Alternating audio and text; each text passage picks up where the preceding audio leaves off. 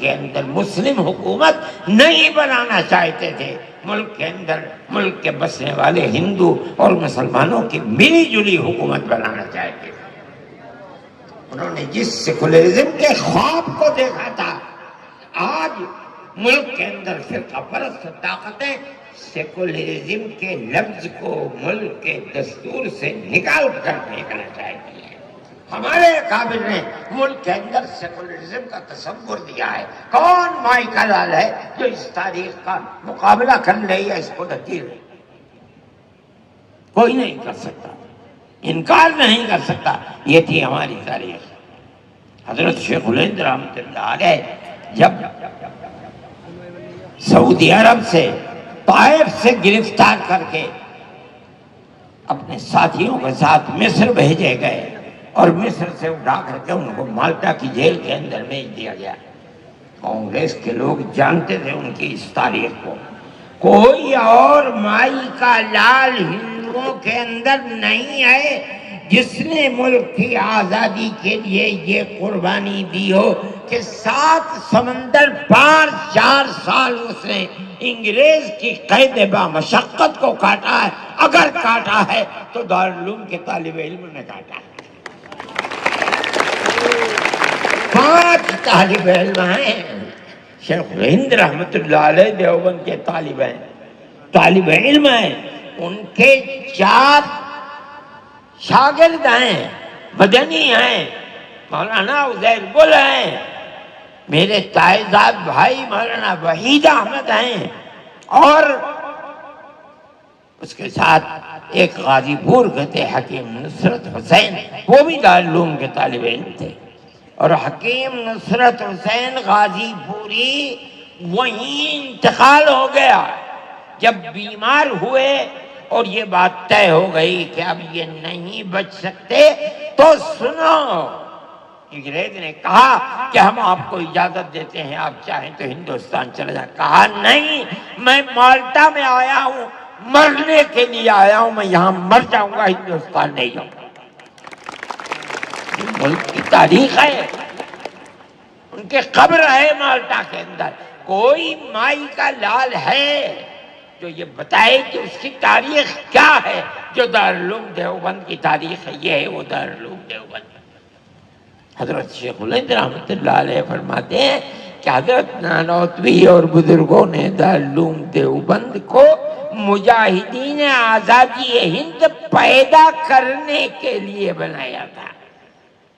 حضرت شیخ الہند رحمۃ اللہ علیہ نے اسی کی بنیاد رکھی ہے۔ اپنے استاد سے جس طرح حدیث اور علوم و فنون کو لیا ہے، اسی طرح آزادی ملک کا سور جو انہوں نے بھونکا تھا اس کو بھی اٹھا کر کے چلے ہیں، اور کبھی چین و سکون کے ساتھ نہیں بیٹھے ہیں۔ ان کے دل کے اندر جس طرح کی انگریز دشمنی تھی، کسی دوسرے کے دل کے اندر یہ انگریز دشمنی نہیں تھی۔ مسٹر جو صوبہ جات متحدہ کا انگریز گورنر تھا، وہ کہا کرتا تھا کہ شیخ الہند کو اگر جلا کر راکھ کر دیا جائے گا تو اس کی راکھ سے بھی انگریز کی دشمنی کی بو آئے گی۔ یہ دارالعلوم کا کردار ہے۔ کون مائی کا لال ہے جو اس تاریخ کو نہیں، اس کے عشر عشیر کو بھی پیش کر دے؟ یہ ہے دارالعلوم۔ جب حضرت شیخ الہند رحمۃ اللہ علیہ مالٹا کیا کر رہے ہو تو چلو یہاں سے، جب حضرت شیخ الہند رحمۃ اللہ علیہ مالٹا کی جیل سے واپس آئے اور جہاز بمبئی کی گودی کے قریب پہنچا، قبل اس کے کہ کوئی جہاز پر جائے، انگریز نے بہاولپور ریاست تھی جو وہاں کے نواب تھے، آج وہ پاکستان کے اندر ہے، جو کہ ہندوستان ایک تھا، سر رحیم بخش مرحوم ریاست بہاولپور کے جو نواب تھے ان کے کرتے دھرتے تھے، اور انگریز نے ان کو خطاب دیا تھا سر کا۔ انگریز نے ان کو بھیجا، کوئی نہیں، سب سے پہلے وہ گئے، اور انہوں نے جا کر کے حضرت شیخ الہند رحمۃ اللہ علیہ سے یہ فرمایا کہ حضرت آپ چلے گئے اور آپ دارالعلوم کی درس حدیث کی بنیاد دھیمی پڑ گئی. آپ لوگوں کو ذکر و اذکار کی تلقین کرتے تھے، لوگوں کو بیعت و ارشاد سے منسلک کرتے تھے، وہ جگہ خالی ہو گئی. آپ نے سب کچھ کیا لیکن انگریز تو اب بھی بیٹھا ہوا ہے. اب آپ آئے ہیں، آپ تشریف لائے ہیں، تو آپ اب بیٹھ جائیے، دارالعلوم کی اس مسند کو زندہ کیجیے، آباد کیجیے، اور جو بیعت و ارشاد کا گھر خالی ہو گیا ہے، بزرگ رہے نہیں ہیں، اب اس بیعت و ارشاد کے سلسلے کو جاری فرما دیں تو یہ مسلمانوں کے لیے بہت بڑی ایک بڑا سہارا بن جائے گا. حضرت شیخ الہند رحمۃ اللہ علیہ خاموشی کے ساتھ سنتے رہے. کہا اپنی بات کہہ چکے ہیں آپ؟ کہ میں نے کہہ دیا. فرمایا کہ میں بوڑھا ہو گیا ہوں، لیکن میں آپ سے کہتا ہوں کہ جس ہندوستان کے اندر انگریز کی حکومت ہے، میں اس ہندوستان میں مالٹا سے آیا ہوں. اس سرزمین کے اندر جینا تو جینا، مجھے انگریز کی حکومت میں مرنا بھی گوارا نہیں ہے. میں تو صرف اس لیے آیا ہوں کہ میں دنیا کو یہ پیغام دوں کہ انگریز کی غلامی حرام ہے. میں بوڑھا ہو گیا، اگر میرے اندر چلنے پھرنے کی طاقت نہیں رہی تو میں اپنے شاگردوں سے کہوں گا کہ میں ایک پلنگ کے اوپر لیٹ جاؤں، وہ اپنے کاندھوں پر میرا پلنگ اٹھا کر کے گاؤں در گاؤں جائیں اور میں ہر گاؤں میں جا کر یہ اعلان کروں کہ انگریز کی غلامی حرام ہے. میں ہندوستان اسی لیے آیا. کون مائی کا لال ہے جو اس تاریخ کو زندہ پیش کر سکتا ہے؟ یہیں رہے.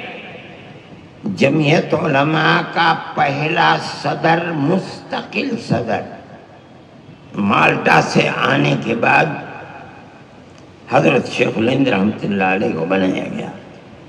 اس سے پہلے مفتی کفایت اللہ تھے اور لکھا ہوا ہے کہ وہ مستقل نہیں ہیں. حضرت شیخ الہند رحمۃ اللہ علیہ آئیں گے، وہ مستقل صدر بنیں گے.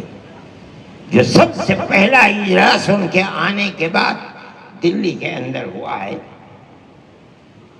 اس کے 12 دن کے بعد حضرت شیخ الہند رحمۃ اللہ علیہ کا انتقال ہو گیا. صرف 12 دن کے بعد. خود حضرت شیخ الہند رحمۃ اللہ علیہ نہیں پڑھ سکے اپنی بیماری اور کمزوری کی وجہ سے. اس جلسے کے اندر اب مولانا شبیر احمد صاحب عثمانی کو وہ دیا اور انہوں نے اس کو پڑھا ہے. یہ حضرت شیخ الہند کی تاریخ ہے. میرے بھائی، اس تاریخ کو کون پیش ہے؟ پھر ان کے شاگرد یہاں آئے. حضرت شیخ الہند رحمۃ اللہ علیہ، میں نے اپنے والد حضرت مولانا سے سنا ہے، مولانا مدنی سے، کہ میرا پروگرام یہ تھا کہ ہندوستان جا کر کے مالٹا سے، اور میرے والد کا انتقال ہو گیا، میری ماں کا انتقال ہو گیا، میری بیوی کا انتقال ہو گیا، میں جاؤں جا کر کے کم از کم تعزیت تو دے دوں. اتنے دن میں رہا مالٹا میں، یہ سب داغ مفارقت دے گئے، میں جاؤں گا. مگر حضرت شیخ الہند رحمۃ اللہ علیہ یہاں آ کر کے انتقال فرما گئے. میں نے یہ طے کر لیا کہ جو ان کا نقطۂ نظر تھا، جب تک ملک آزاد نہیں ہوگا میں بھی یہیں رہوں گا، میں نہیں جاؤں گا. ملک آزاد ہوگا تبھی میں اس ملک سے جاؤں گا. چنانچہ وہ لگ گئے. یہ وہ لوگ تھے جو دارالعلوم کی اسی 4 دیواری کے اندر اپنی زندگی کو انہوں نے علم حاصل کیا، اور جو حاصل کیا تھا وہ ملک کے ساتھ وفاداری تھی، ملک سے کچھ حاصل کرنا نہیں تھا. شیخ الہند چلے گئے، انہوں نے کچھ نہیں حاصل کیا. قبرستان موجود ہے، دیکھ لو. حسین احمد مدنی چلے گئے، کچھ نہیں حاصل کیا. مفتی کفایت اللہ چلے گئے، کچھ نہیں حاصل کیا. وحید احمد چلے گئے، وہ بھی قبرستان میں ٹانڈے میں مدفون ہیں، کچھ نہیں لیا. کیا چیز تھی؟ اس لیے کہ انہوں نے جو کچھ کیا تھا شیخ الہند کی تحریک سے کیا تھا، ملک کے لیے کیا تھا، ملک سے حاصل کرنے کے لیے نہیں کیا تھا۔ یہ دارالعلوم کی تاریخ ہے میرے بھائی، اس تاریخ کو ذہن میں رکھنا چاہیے، یاد رکھنا چاہیے۔ دنیا اس تاریخ کو بھلا رہی ہے۔ یہ بڑی بدقسمتی کی بات ہے کہ آج ملک کے اندر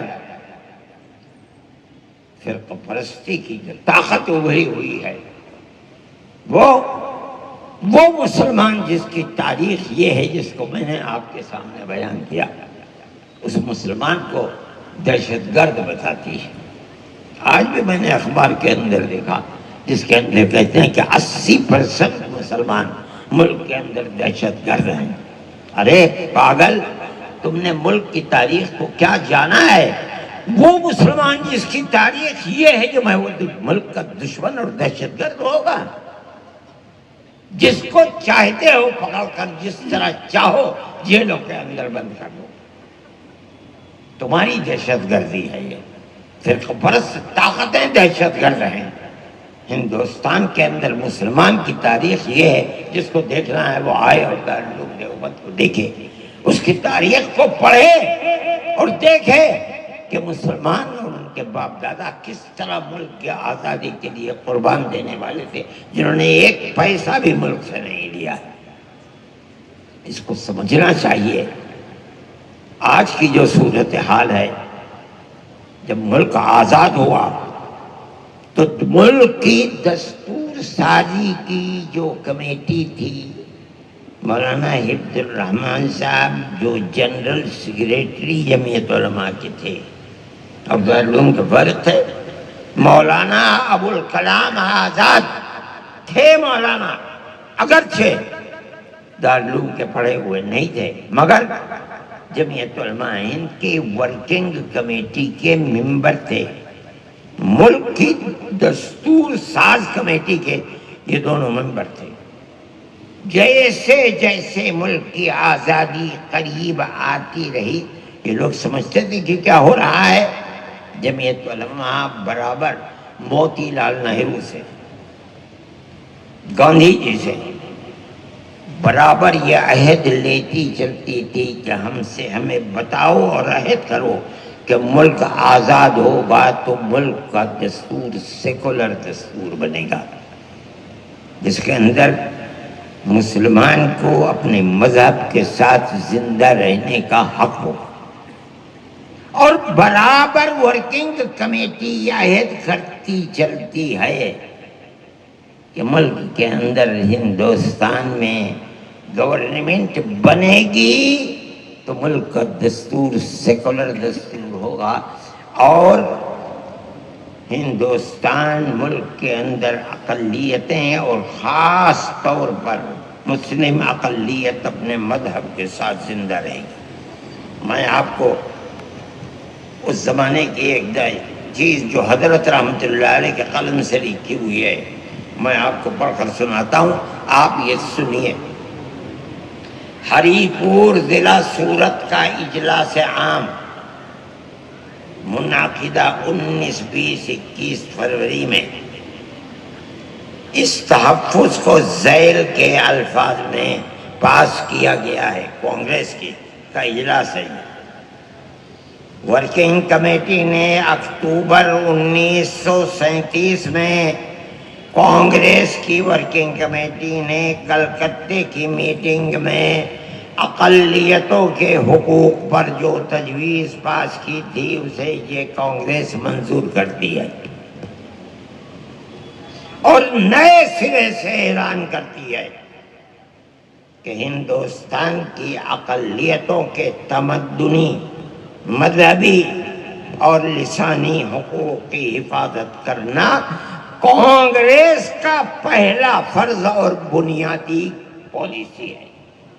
پھر پڑھیے اس لفظ کو، کانگریس اعلان کرتی ہے کہ ہندوستان کی اقلیتوں کے تمدنی، مذہبی اور لسانی حقوق کی حفاظت کرنا کانگریس کا پہلا فرض اور بنیادی پالیسی ہے تاکہ حکومت کی کسی بھی ایسی اسکیم میں جس میں کانگریس شریک ہو اقلیتوں کو ترقی اور نشو و نما کا زیادہ سے زیادہ موقع مل سکے اور وہ قوم کی سیاسی، اقتصادی اور کلچرل زندگی میں پورا حصہ لے سکیں۔ آپ نے سنا، اب اس کے بعد سنیے۔ بنا بری اس بنیاد پر مسلمانوں کو مطمئن رہنا چاہیے کہ آزاد ہندوستان کی حکومت میں ان کا مذہب اور مذہبی فرائض کیا ہیں؟ وہ اذان، نماز، جمعہ، عید، روزہ، حج، زکوٰۃ، مذہبی تبلیغ، مساجد، مقابر، قربانی، مذہبی جلوس، مذہبی جلسے وغیرہ، جملہ مذہبی رسوم اور مذہبی ادارے محفوظ ہوں گے۔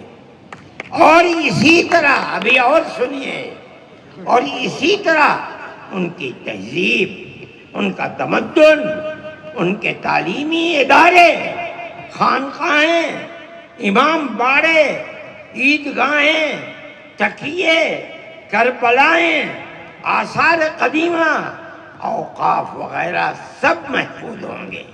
اور سنیے، اور اسی طرح ان کی زبان، ان کی شاعری، رسم الخط وغیرہ سب کے سب آزاد اور محفوظ ہوں گے، کسی پر کوئی رکاوٹ اور قید نہ ہوگی۔ مسلمان ہرگز دھوکہ دینے والے خود غرض اور خود غرضوں کے اعلی کار لوگوں کے دام فریب میں نہ آنا چاہیے، اور پورے اعتماد اور اطمینان کے ساتھ کانگریس میں داخل ہو کر جنگ آزادی میں جد و جہد کرنی چاہیے۔ شائع کردہ U P Congress election board, National Herald press, Lucknow, فروری 1946۔ یہ وہ دستور ہے اور وہ پالیسی ہے جو ملک کی آزادی کے وقت اعلان کر کے کانگریس نے ہم کو دی تھی۔ آپ خود فیصلہ کیجئے، آج موجودہ حکومت کے اندر جو اس وقت پالیسی اختیار کی گئی تھی کانگریس کی، آج دوسری پارٹیوں کی پالیسی کیا ہے بی جے پی کی؟ کیا ہماری مسجدیں محفوظ ہیں؟ مدرسے محفوظ ہیں؟ خانقاہیں محفوظ ہیں؟ مسلمان محفوظ ہے؟ ہر مسلمان کو دہشت گردی کی نظر سے دیکھا جاتا ہے۔ میرے بھائی، یہ میری اور آپ کی اور میرے اور آپ کے بزرگوں کی تاریخ ہے۔ آپ اس تاریخ کو پڑھیے، دنیا اس تاریخ سے ناواقف ہے۔ میں یہ کہتا ہوں کہ ملک آزاد ہو گیا، ملک کے اندر فسادات کے سلسلے شروع ہوئے، مسلمانوں کے خلاف، ہندوؤں کے خلاف فسادات نہیں ہوئے، بدھوں کے خلاف فسادات نہیں ہوئے، کچھ اکا دکا فسادات کرسچنوں کے خلاف ہو گئے، لیکن فسادات کے اندر 95 نہیں 98% فسادات اسی قوم کے لیے جس نے ملک کی آزادی کے لیے اس قلعے کو کھڑا کیا تھا۔ میں آپ سے نہیں کہہ رہا ہوں، میں ساری دنیا سے کہہ رہا ہوں کہ مسلمان کی اس تاریخ کے مقابلے میں اگر مائی کا لال ہیں تو اپنی تاریخ کو پیش کریں۔ میں نے حضرت رحمت اللہ علیہ کی زبانی اپنے گھر میں سنا ہے کہ جب حضرت شیخ الہند رحمت اللہ علیہ قیام گاہ پر جہاز سے اتر کر آئے ہیں تو ان کو لینے کے لیے مہاتما گاندھی اور اس زمانے کے جو بڑے بڑے لوگ تھے سب حضرت شیخ الہند رحمت اللہ علیہ کے قدموں میں گر رہے تھے۔ جب آئے ہیں اور فرمایا کرتے تھے کہ دونوں طرف تمام گھروں کی چھتیں ہندو اور مسلم عورتوں سے اور بچوں سے بھری ہوئی تھی، مردوں سے۔ وہ یہ دیکھتے تھے کہ یہ آدمی کون ہے جس نے ملک کی آزادی کے لیے مالٹا کے اندر اپنی تاریخ کو چھوڑا ہے۔ جب وہ دلی آئے ہیں اور پہلی مرتبہ دیوبند سے مراد آباد گئے ہیں تو مولانا جس بگی کے اوپر بیٹھ کر کے اسٹیشن سے ان کو لے جایا گیا، ہندو اور مسلمان اس بگی کو کھینچ رہے تھے، گھوڑے نہیں تھے اس کے اندر۔ یہ ملک کی تاریخ تھی، آپ کے بزرگوں کی تاریخ ہے، اس دارالعلوم کے پڑھے ہوئے لوگوں کی تاریخ ہے، جس کو یہ کہا جاتا ہے کہ دارالعلوم میں شیو لنگ ہے۔ ارے پاگل، انسانیت کے دشمن، یہ دارالعلوم جس نے ملک کے لیے یہ کیا ہے، آج اس دارالعلوم کے پڑھنے والوں کو تم دہشت گرد کہتے ہو۔ تمہاری عقل کے اوپر خاک پڑ رہی ہے اور اللہ اس خاک کو اور ڈالے۔ یہ آپ کی تاریخ ہے۔ وقت بہت ہو گیا ہے، میں اپنی بات اور بھی بتاتا ہوں۔ یہ پتا کہ ملک کی موجودہ صورتحال کے اندر ایک طرف مسلمان کا یہ کردار ہے، دوسری طرف ملک کی یہ تاریخ ہے۔ ہندوستان کے اندر 99% جو مدرسے ہیں، 99% وہ مدرسے دارالعلوم کی شاخیں ہیں۔ یہیں کے پڑھے ہوئے لوگوں نے ان مدرسوں کی بنیاد رکھی ہے، جن مدرسوں کے اوپر تم بلڈوزر چلا رہے ہو، جن مسجدوں پر بلڈوزر چلا رہے ہو، میں کہتا ہوں کہ وہ اسی دارالعلوم کی شاخیں ہیں۔ اس کی بنیاد ہی یہ ہے کہ ہندوستان کے اندر بھائی چارگی، محبت، ہندو مسلم اتحاد ہو۔ میں ان لوگوں کو جانتا ہوں، میں نے دیکھا ہے، یہی سہارنپور کے لوگ، حضرت مدنی رحمۃ اللہ علیہ سہارنپور کی جیل میں تھے، لوگ آیا کرتے تھے حضرت کے پاس اور مستقل باتیں، روزانہ جو لوگ تھے ہندو مسلم سب آیا کرتے تھے، ایک ہندو آتے نہیں تھے، چند دن کے لیے آئے اور اس کے بعد چھوڑ دیا۔ حضرت نے فرمایا کسی اور ہندو سے کہ بھئی فلاں صاحب کہاں چلے گئے، آ نہیں رہے ہیں کیا، طبیعت خراب ہے، اگر ہے تو میں جاؤں دیکھنے کے لیے؟ کہا میں دیکھ کے آتا ہوں۔ چنانچہ گئے اور آ کر کے حضرت سے فرمایا کہ طبیعت ٹھیک ہے ان کی۔ اگلے دن وہ آ گئے پھر حضرت کی مجلس میں۔ حضرت نے فرمایا کیا بات ہے، کیوں نہیں آتے ہیں، آپ کو مجھ سے کوئی شکایت ہے؟ فرمایا بالکل نہیں مولانا، میں آپ کی مجلس میں نہیں بیٹھوں گا، مجھے یہ خطرہ ہے اگر میں بیٹھا کروں گا تو میں اپنے مذہب کو چھوڑ کر اسلام مذہب کو اختیار کر لوں گا، اور میں اپنے مذہب کو چھوڑنا نہیں چاہتا۔ یہ آپ کی تاریخ ہے، بھائی چارے کی تاریخ ہے، پیار و محبت کی تاریخ ہے۔ آج حکومت کی بنیاد جو بنیادی پتھر ہے وہ اسی بھائی چارے کی تاریخ کو آگ لگا کر نفرت کی آگ کو جلانا ہے۔ میں کہہ رہا ہوں اس بات کو، اور کیا ہو رہا ہے ہندوستان کے اندر؟ آپ اسلام کو مٹانا ہی تو چاہتے ہیں، اسلام کی تاریخ کو مٹانا چاہتے ہیں، مسلمان کو گھر واپسی کے پروگرام کے اندر لا کر کے ہندو بنانا ہی تو چاہتے ہیں۔ یہ پیار و محبت کی تاریخ نہیں ہے، یہ نفرت کی تاریخ ہے جس کو آپ بڑھانا چاہتے ہیں۔ ہم اس کے خلاف ہیں۔ آپ اس تاریخ کو دیکھیں کتنے دن چلا سکتے ہیں۔ یہ تاریخ ہے اسلام کی، جو آج کی تاریخ نہیں ہے، اسلام کی 1400 سال کی تاریخ ہے۔ پہلے دن جب نبوت آپ کو ملی ہے مکی زندگی کے اندر، مکہ آپ کا مخالف ہو گیا۔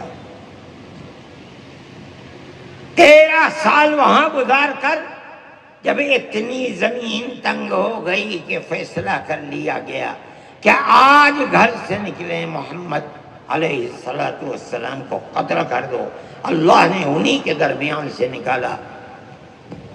ابو بکر صدیق رضی اللہ تعالیٰ عنہ کے گھر گئے، وہاں سے دونوں کے دونوں غار میں آ کر چھپ گئے اور وہاں سے اٹھے اور اس کے بعد مدینہ منورہ چلے آئے۔ یہ ہندوستان کی یہ اسلام کی تاریخ ہے۔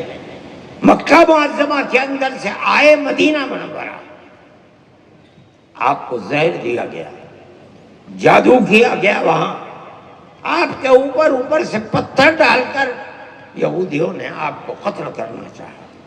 یہ تمام چیزیں اور جنگ پر جنگ ہوتی رہی، لیکن مسلمان زندہ ہے. اور جو لوگ مسلمان کو فنا کرنا چاہتے تھے اللہ نے ان کو فنا کر دیا. مکہ فتح ہو گیا. اس زمانے سے لے کر آج تک اسلام کے خلاف وہ تاریخیں چل رہی ہیں. ہر طاقت ختم ہوئی ہے. اسلام تو اپنی جگہ پر زندہ ہے، مسلمان بھی زندہ ہے. اور آپ قریب میں دیکھ لیجئے، سمرقند ہے، بخارا ہے، تاشقند ہے، ازبکستان ہے، تاجکستان ہے، چیچنیا ہے، آذربائیجان ہے، قزاقستان ہے، قرقیزستان، یہ ترکمانستان ہے. یہ تو سب کی سب مسلم ریاستیں تھیں، ان کی حکومتیں تھیں. آج سے 125-150 سال پہلے کمیونزم آیا اور سب کے اوپر پانی پھیر کر کے کمیونسٹ حکومت قائم کی. لیکن آپ دیکھیے تو ان بادشاہوں کا تو نام و نشان مٹ گیا. مسجدوں کو میوزیم بنا دیا گیا، مسجدوں کے اندر جانا بند کر دیا گیا، مسجدوں سے نمازوں کی آواز بند ہو گئی. لیکن وہی کمیونزم جس نے ان تمام مسلم ریاستوں کے اوپر پانی پھیر دیا تھا، خود افغانستان جیسی فقیر ملک کے دلدل میں پھنس کر کے کمیونزم کی ریڑھ کی ہڈی ٹوٹ گئی. تمام ممالک آزاد ہو گئے. میں گیا ہوں، جن مسجدوں کو میوزیم بنا دیا گیا تھا آج ان مسجدوں سے 5 وقت کی آواز اللہ اکبر کی پھر آ رہی ہے. چیچنیا کی مسجد میں روس کا صدر جا کر کے قرآن کو اٹھا کر کے اپنے سینے سے لگاتا ہے اور دنیا اس کی تصویر کو دیکھتی ہے.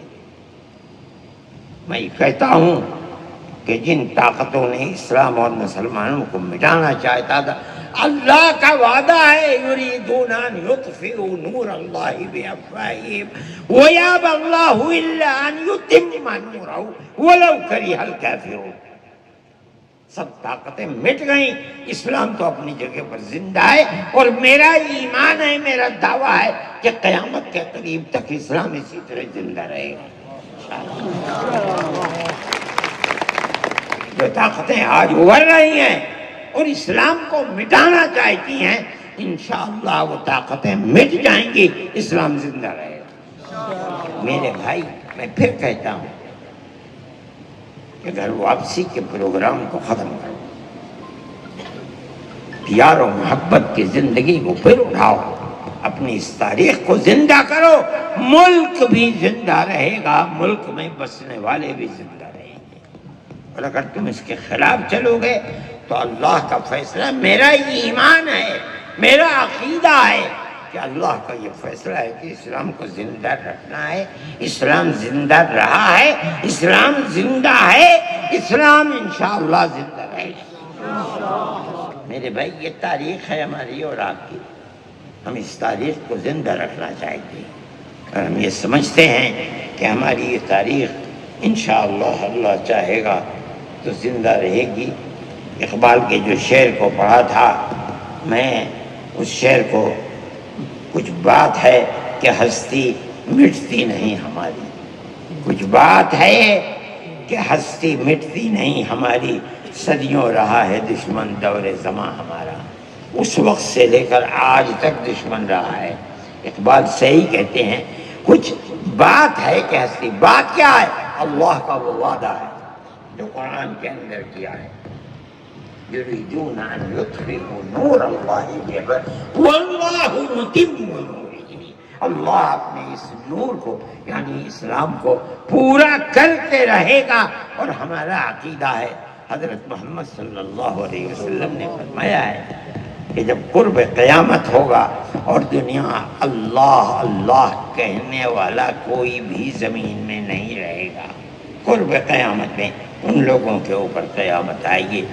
ہم پیار و محبت کی اس تاریخ کو ملک میں زندہ رکھنا چاہتے ہیں، یہ ہماری تمنا ہے۔ ہم ملک میں فساد نہیں کرتے۔ ٹھیک ہے، اسکول اور کالج اور یونیورسٹیوں کے طلباء جمع ہوتے ہیں، حکومت کے پیر اکھڑنے لگتے ہیں۔ ہم یہ سب کچھ نہیں کرتے، ہم دنیا کو امن کا پیغام دیتے ہیں، طلباء کو پیار و محبت کو سکھلاتے ہیں۔ ہمارے طلباء کبھی اس طرح کی چیزوں کے اندر دخل نہیں دیتے ہیں، پھر بھی ہمیں دہشت گرد بتایا جاتا ہے۔ جھوٹ ہے، جھوٹ ہے، جھوٹ ہے۔ مسلمان دہشت مسلمان کو وہ محبت ہے اپنے ملک سے جو میں نے آپ کے سامنے پیش کی ہے، دنیا کے لیے نہیں، حکومت کرنے کے لیے نہیں۔ ہم تو صرف ملک کے باسی ہیں، رہنے والے ہیں۔ ہم اس ملک کو زندہ رکھنے کے لیے کرتے ہیں، جو بھی کرتے ہیں پیار و محبت کو زندہ رکھنے کے لیے کرتے ہیں، کرتے چلے آئے ہیں اور کرتے رہیں گے۔ ہم مر جائیں گے، ہماری اولاد انشاءاللہ کرتی رہے گی۔ ملک ہمارا ہے، ملک زندہ رہا ہے، زندہ ہے، اور انشاءاللہ پیار و محبت کے ساتھ زندہ رہے گا۔ میں آج کے دن میں پھر آپ کو مبارکباد دیتا ہوں اور میں دعا کرتا ہوں کہ اللہ ہمارے اس ملک کی وہ پرانی پیار و محبت کی جو تاریخ رہی ہے، اللہ اس تاریخ کو زندہ رکھے اور ملک کے اندر پیار و محبت کی تاریخ کا نشو و نما ہو، آگے بڑھیں اور اسی تاریخ کی زندگی کے ساتھ آگے بڑھیں۔ اللہ تعالی خیرات و برکات سے نوازے، دارالعلوم کی بھی اللہ حفاظت فرمائے، اور دارالعلوم کو جس مقصد کے لیے کامیاب کیا گیا تھا، اللہ اس مقصد کے اندر کامیابی اور کامرانی دارالعلوم کو، دارالعلوم سے وابستہ لوگوں کو، دارالعلوم کی خدمت کرنے والوں کو، دارالعلوم میں پڑھنے والوں کو، سب کو اسی نقطے کے اوپر پیار و محبت کے اللہ قائم و دائم رکھے اور پیار و محبت کے لیے کام کرنے کی توفیق عطا فرمائے۔ وآخر دعوانا ان الحمد للہ رب العالمین۔